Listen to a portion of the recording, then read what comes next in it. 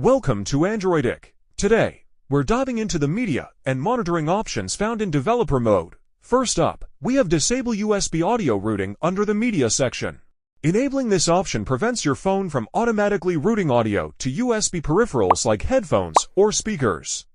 This is useful if you want to keep using your phone's speakers or Bluetooth audio, even when a USB device is connected. Next, under monitoring, we have two important features. Strict Mode Enabled is a diagnostic tool that helps developers identify long operations on the main thread by flashing the screen. It's useful when debugging app performance, ensuring smoother functionality. Lastly, there's Profile GPU Rendering. When turned on, it provides real-time information about the GPU performance for your apps. This is a critical tool for developers looking to optimize graphics rendering and prevent frame rate drops. That's it for today's quick overview. Don't forget to like and subscribe to Androidic for more tips and troubleshooting videos.